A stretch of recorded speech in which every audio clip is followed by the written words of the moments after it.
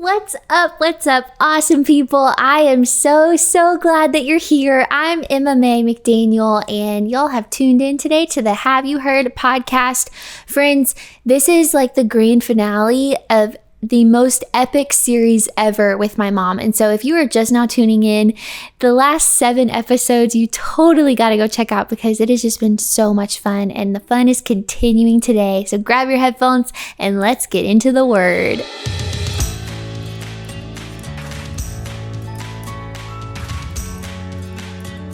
Mama, I feel like this episode is bittersweet because this has been so much fun. It has been fun. It's been a lot of fun. Yes, I've enjoyed it. Me too. What is something that made you smile today? Well, I'm going to flip it on you because I've had to answer this every week now. For the last 2 months. Yes. So, what made you smile today, MMA?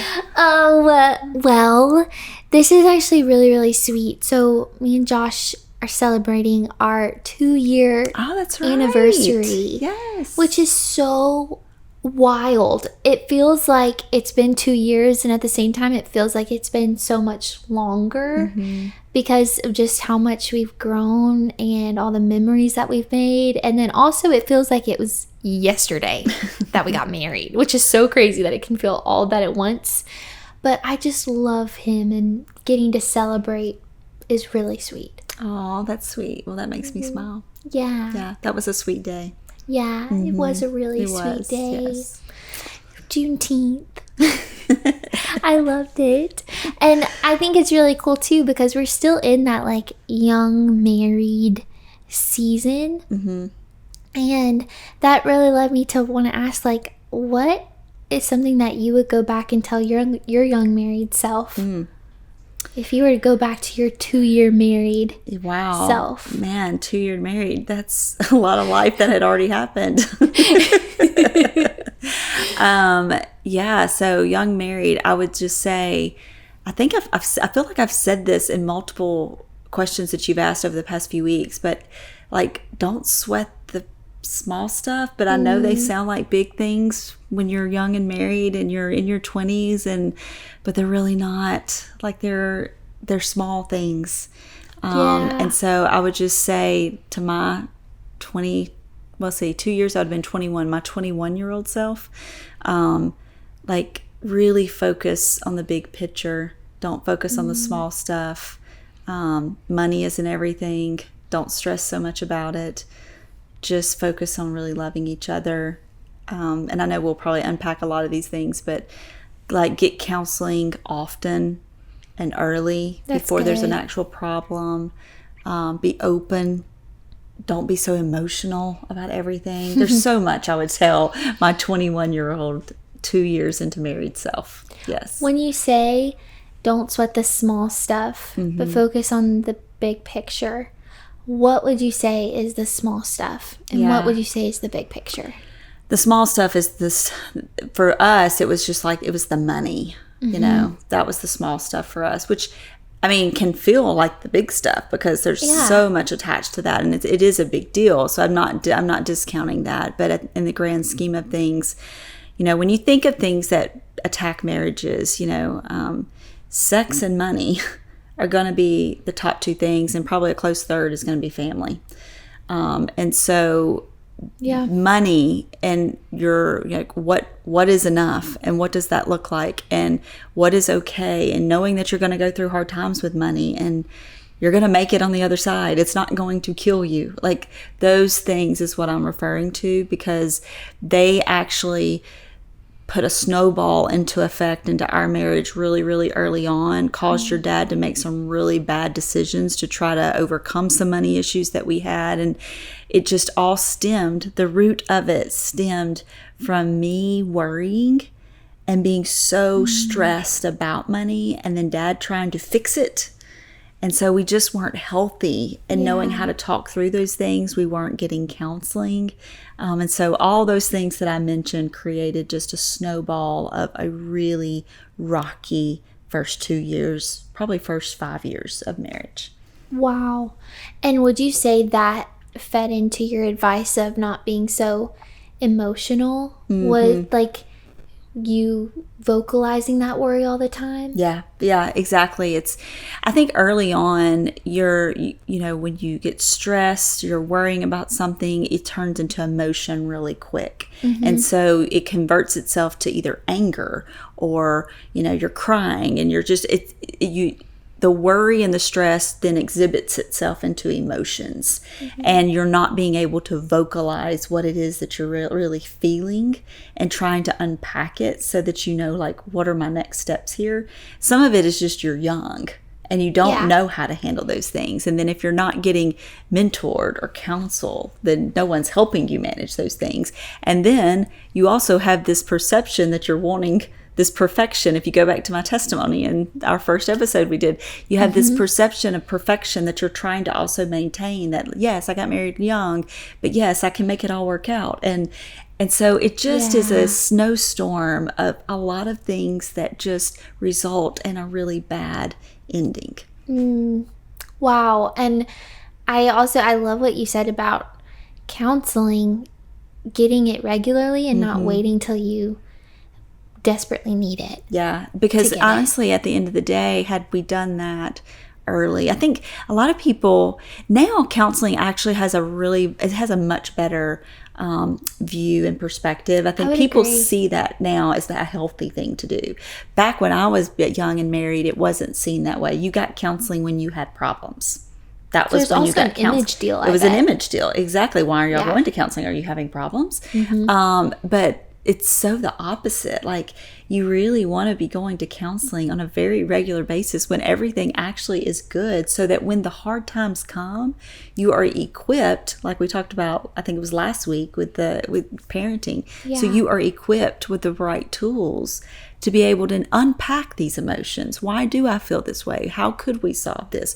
Who should we partner with? But you're able to, like, truly intelligently, with your words, voice, what it is that I'm feeling, and what do I need from my spouse to help me get through this. That's so wise, Mom. And you said that it wasn't until around year 5 or so of marriage that didn't snowball as badly. How did you stop the snowball? How did you stop letting worry call the shots? Yeah, I wouldn't say year 5 I stopped letting worry call the shots. I would just say the snowball had slowed down. Let's just be really real. Good clarifier. Let's clarify. Yeah. Honestly, I think sometimes it's age. And I know that's not a good answer for somebody that's listening to this that's, with worry at the age of 19, and here I am 47 and saying, hey, it takes time. But it does. And I think it goes back to having grace with yourself and being very merciful and just, look, patient. And the fact that I just have to progress forward with this every day. What it looks like is today, my 47-year-old self, I still get stressed. I still worry about money. I still have all of those things I had at 20s. They still creep up in my 47-year-old self. They didn't just go away. Yeah. But now when they creep up, I am able to say, okay, wait a minute. Why am I stressing about this? Is this actually real? Or do I have this like worked up in my head? And I'm able to truly start to separate reality from this imaginary emotion and things of the probabilities that I've gotten. All the what ifs that are going in my head. And I'm able to do that much faster. So for something that I would be stressed out over days or weeks in my 20s, I can actually work through in 30 minutes in my 40s. That's so encouraging. It isn't, like, right? There's hope. There's hope. For those of us who let days go by. Because I've definitely have had things, like, even this past week, that, like, wow, that took me a lot longer to get over than I would have liked. Yes. But I think just young marrieds out there, it's beautiful to get married young. It really is. When you find your person and you find them young and you get to do life, like a lot of life together, that's a lot of fun. And typically you're having kids at a young age, so that means you're going to be empty nesters younger. Like, it's so incredible, but it does come with hardships. It comes with the stressful the early 20s where you're still in school, you're graduating, post-grad, I got to find a job. Oh my goodness, now I need to buy a house. All of these things are happening at the same time as you're trying to learn how to live with someone, how to be humble, how to sacrifice, like all of these things. And so I can't stress enough the need for good, healthy Christian counseling on a very regular basis, and going away at least once a year. Honestly, it could be camping, but it's somewhere that's out of the house, and it's a trip away. It's a honeymoon that you're taking once a year to say, let's go dream. Let's leave all the stresses behind. Let's just go reconnect and just level set for this year. What does this year look like for us? Because it's hard. It's hard being young and married, but oh my goodness, the fun and the memories that you make and the stories and the testament that you have as a young married couple is really pretty phenomenal too. That's so sweet, Mom. And I would love to ask, how did your processing out with Dad change? Because I just think of my relationship with Josh and how our relationship is such a safe place where I'm able to be really honest and express my fears. But there is a difference whenever I'm just going on and on and on and I'm not letting it go versus I'm seeking guidance and actually like taking steps forward and not just sitting in it. Yeah. Well, I think so. A couple things I would say. One, you have to be very aware of how your spouse also handles stress and how do they like to receive information like that. And so I think transparency on the front side of saying, if I'm stressed about something, if I'm worried about something, how would you like me to approach you with it? What's the best way for you to receive it so that you can help me? I think it's important. It's like going to battle or anything. There's always good to prepare before you're actually in the battle itself. So first off, knowing that, I learned with your dad, like he is a natural fix-it. And so his response to me was, remind me that you don't want me to fix it, that you're actually just needing to process this out loud. And if I have something to say that I can, but you're not asking me to fix it. That's good. So knowing that up front. I think the second thing is that you're still responsible for your own self. And you can't just be you can't be codependent on your partner to go and say, like, vomit this information and expect them to be like, okay, and they put all the pieces back together. Yeah. Like, that's not a healthy relationship. You're responsible for being able to think through it. What's real? What isn't? Where am I still confused? Where am I still struggling? So that when you go to your spouse, it's okay. I've prayed about it first and foremost. Here's where I'm still struggling, and start walking it out. But it's really important that you're able to approach them in a space and in a posture that I've prayed, I've really thought through it myself. Maybe you've wrote it down on paper so that you can try to take as much of the emotion out of it as possible to really sit down and say, and here's where I am. Can you pray with me? Can you help me through this? I don't want you to fix it. I just need you to talk me through it. So I think there's some give and take. It's one, like, how do they like you to give the information? What are you doing that's your own responsible self to do? And then how have y'all agreed? Because every couple's different. How have you agreed to discuss that out? And then sometimes if you take longer to process, it's okay for your spouse to say, okay, well, I'm sorry you're still struggling with that. I'm going to go on now. Because you can't expect your spouse to just sit in pity with you. Like, they get to go move on. If you're going to stay there, you can stay there, but don't expect them to sit with you. And if they leave, don't get mad at them for leaving, because that's your problem. That's not their problem. And that was really hard for me to hear. We heard that in a counseling session, that it was Jason's problem if he wanted me to stay there with him. It was my problem if I wanted him to stay here with me in the misery. Like, so at the end of the day, if they don't want to sit with you in pity, good for them. That's where interdependency steps into play. That's where real confidence steps into play. Because I know I've had moments with Josh where I've shared something that I'm so worried about, and we've talked it out. He's encouraged me. He's given me advice where it would need be. And then he went about his day. And I genuinely had to have a Emma self-check, like, hey girl, because I got so frustrated with him because I wanted him to just sit in it with me. I was like, I'm basically asking him to get zapped. Yeah. It's different from carrying each other's burdens to I'm just going to sit and wallow in this with you. Mm-hmm. And I actually need to see that as well. I'm so thankful I have such a confident husband that he's not just going to sit in it with me. And I've checked myself too when Josh comes to me with things he's really stressed with. Like, I've had to be really intentional because I can easily get stressed because I don't want other people to get stressed. So I get stressed with them. And I just empathize in that way. But I've realized, like, that's not going to help them right now. What's going to help them is for me to encourage them in how they need to be. And then I'm going to continue to move forward. And that, I love how you said too, like, that takes practice. It takes practice. So I'm not going to do that perfectly, but as I continue to practice, I'm going to get better. And I think that's the encouraging part of it. It's, if you're young and married, it's every year gets a little bit better. And you have hard years, hard seasons. But the beauty is we're sitting at 28 years married, and every year gets better and better, and we learn something new about each other all the time.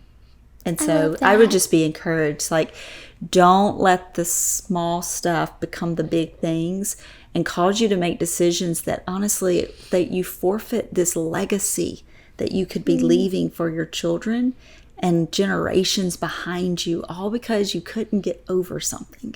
Yeah. Like, there's so much in front of you with this relationship. And so just stay the course. Take divorce off the table, stay the course, get counseling often, and really challenge each other to be the best versions of yourselves. That's so powerful. And friends who are listening, my mom and I, 2 years ago, it was right when me and Josh got married, we did a podcast called Being a Wife, conversation with my mom, and we went like literally a whole podcast dedicated to that one thing. So totally go check out that episode for more on that. I love how throughout this whole series we've talked about your relationship with God versus just living out do's and don'ts. And we're talking about stress and worry. I would love for you to talk about how your relationship with God has played such a powerful role in you walking in freedom from worry. Yeah. I think it's played everything in me being able to go down from days and weeks of me stressing over something to 30 minutes. Because I think when you truly start to walk in that relationship, and the more you grow in that relationship with God, for me, it's made me realize that He has already gone before me, and He's never going to lead me somewhere that He isn't there and I can't handle. Now, I may be very uncomfortable. And I think the uncomfortability is what stresses me the most. It's not necessarily I can't do this. It's I don't want to be uncomfortable. Yeah. That's what causes me stress. And so I think as I've gotten older and as I've grown in my walk with God, it's this ability to be a little bit more okay with the uncomfortability, knowing that that's actually what He's called me to do, because I can show others how to navigate the uncomfortable. And so I think at the end of the day, it's been everything. Otherwise, I would just still be stressed when I have to be uncomfortable, just like the world is. But I think with God, you learn that that's actually what He's called you to do. He's already gone before you. He's not going to take you anywhere where you won't be able to survive, to represent Him, to represent the kingdom of whatever that looks like until you take your last breath. And so for that reason, I've seen the growth in being able to handle the stress and handle the worry in a much more manageable way the older I've gotten.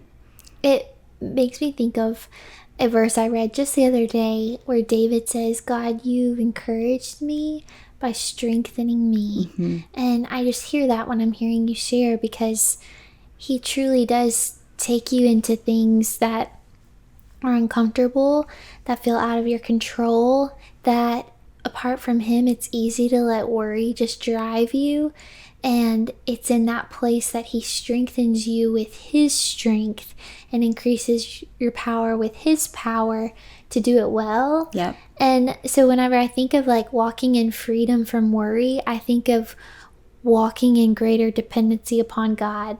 Like, exactly. My worry has decreased the more I grow dependent on God and actually trust that he is who he says he is, and that he really does go before me. Like, 100%. I think in our Christian culture, it can be easy to just spout those things off. If God goes before you, like, he's faithful, he's making your path straight.